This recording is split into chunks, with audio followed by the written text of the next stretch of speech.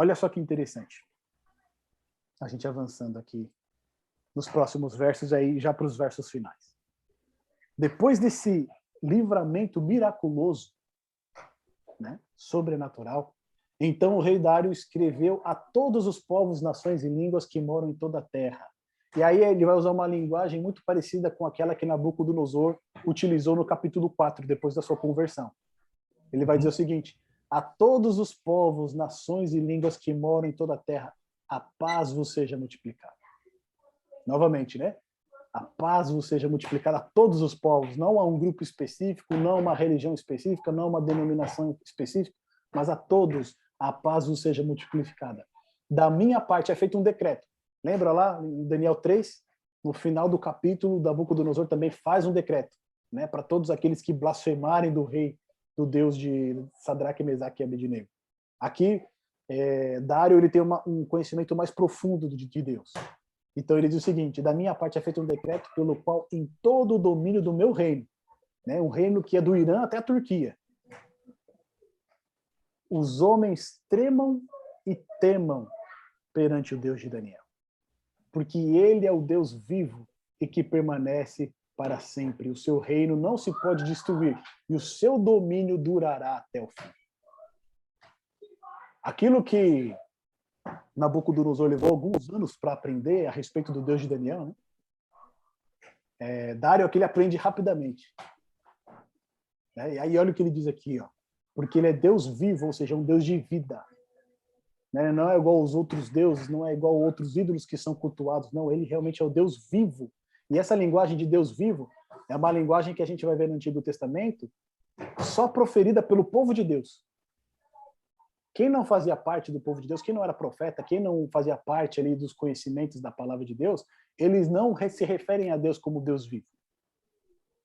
Né? A gente vê Deus de Daniel, Deus de Sadraque, de Mesaque, né? A gente vê ele se dirigindo dessa maneira. Mas aqui, essa palavra Deus vivo é só utilizada no contexto do povo de Deus.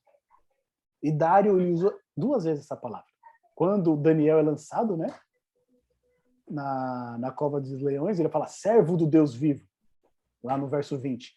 E aqui no verso 26, novamente, ele vai falar porque ele é o Deus vivo e que permanece para sempre. E o seu reino não se pode destruir e o seu domínio durará até o fim. Aqui, Dário ele não precisou ter sonho, ele não teve interpretação de sonho nenhum, né, igual Nabucodonosor, mas através do testemunho de Daniel e através desse milagre que foi feito, ele chega a uma compreensão profunda do Deus verdadeiro de Daniel. E a gente pensa, né, puxa vida, olha a história de Daniel. Foi tirado da sua terra, foi levado cativo como escravo. Né, a gente viu lá que ele percorreu 1.000, não sei quantos quilômetros, né, a pé, de Jerusalém até Babilônia. Possivelmente dizem que Daniel tenha sido, e seus companheiros tenham sido castrados, né? Porque a gente vai ver lá em capítulo 1 que o chefe dos eunucos é que cuidava ali de Daniel. Né? Então, se ele era chefe dos eunucos, possivelmente Daniel ali, os demais, faziam parte desse corpo de eunucos. E eles faziam isso justamente para que, né, eles não tivessem descendência, né? Para que eles não aumentassem ali a sua descendência no império. E também para não ser uma ameaça ao rei, né? De repente ter algum caso com a rainha, etc. Então o que a gente vê aqui, né? Olha o sofrimento que Daniel passou.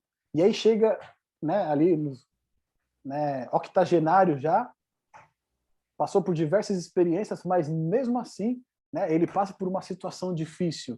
Mas quando a gente olha para a história de Daniel, olha quão grande foi o testemunho dele a favor do Deus que ele serve.